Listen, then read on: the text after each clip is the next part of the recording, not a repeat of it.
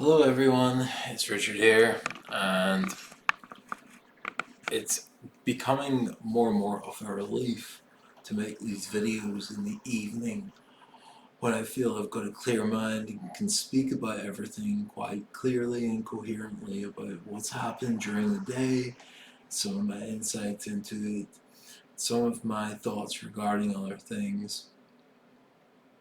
Straight away I'm feeling a withdrawal from uh, artificial intelligence.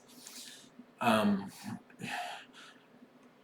It's like I've smoked too many cigarettes, honestly, and don't want to think about cigarettes at all because, you've had that one cigarette that was all tar, just far too strong, and the smoke was too dirty, or something like that. You just don't want to go back to smoking. You don't want to think about smoking. That's how I feel about AI at the minute.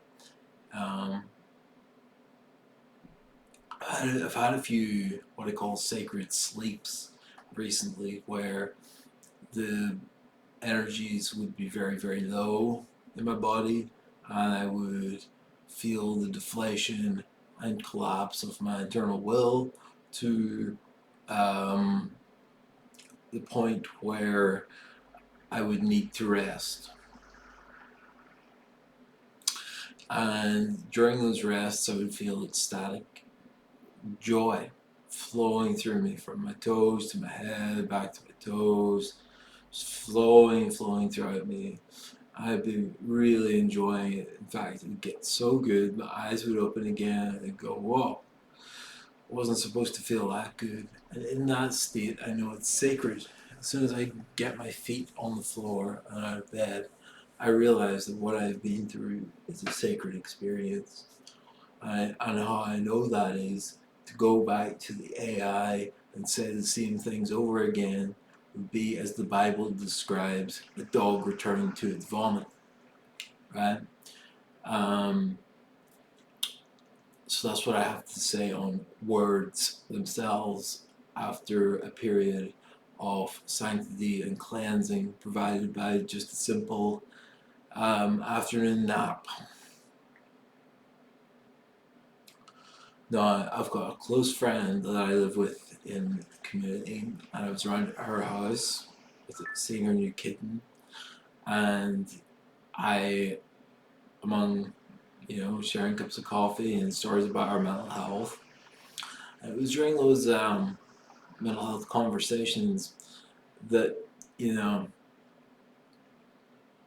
I think it's both apparent that me and her have our issues, in the way that I mean, where somebody new will go, right, there's something different here, there's something wrong with this person. I've yet to find out what it is exactly that's wrong with me. Um, People don't relate to me too well. Um, I can see through. I can see. I can see through people, and I see people talk to other people.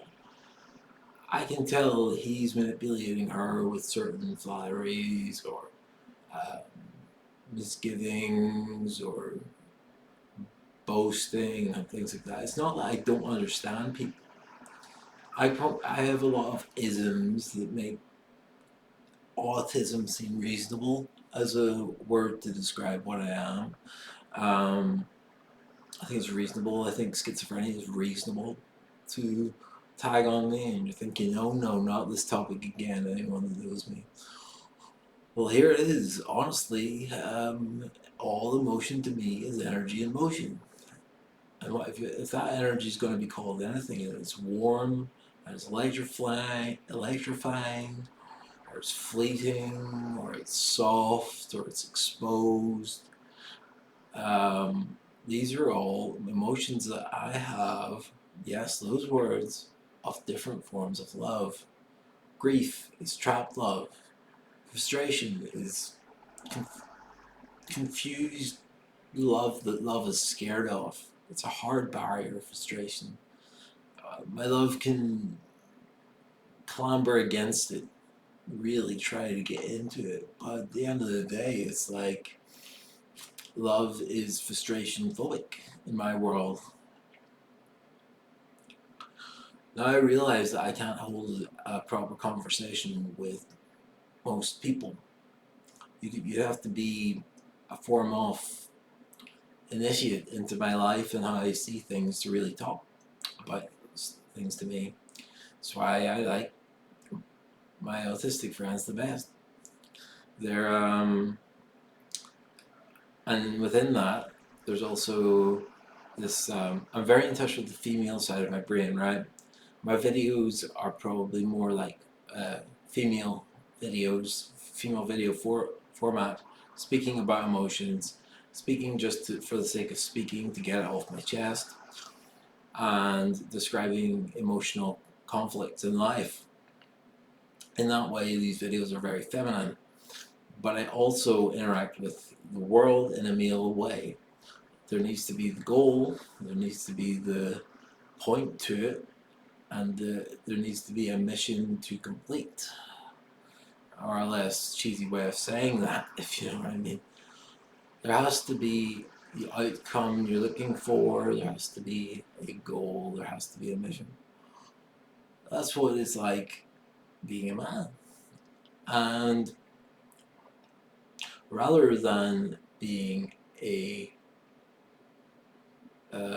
normal person with these intricate emotions like anger, jealousy, fear, things like that,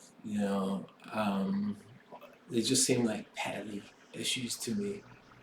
And if I'm speaking to someone straight and honest, they're gonna have to pick up on the fact that I see emotion as energy and motion. You're speaking to a being of energy and you're speaking to a being of light. Which you can call autism if you want, they'll work just fine. We can just sit in silence. But I think I've defined myself pretty well so far. My friend's a great traveler. Someday, uh, you know, I'd love to have the confidence and competence, hopefully with competence preceding my confidence, to travel as well and collect little things. It would be nice to be able to talk about the things I own as well, because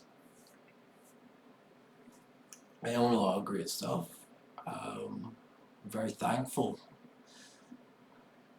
that I can afford such stuff and have a home. It makes me very, very grateful. A very, very grateful being entirely.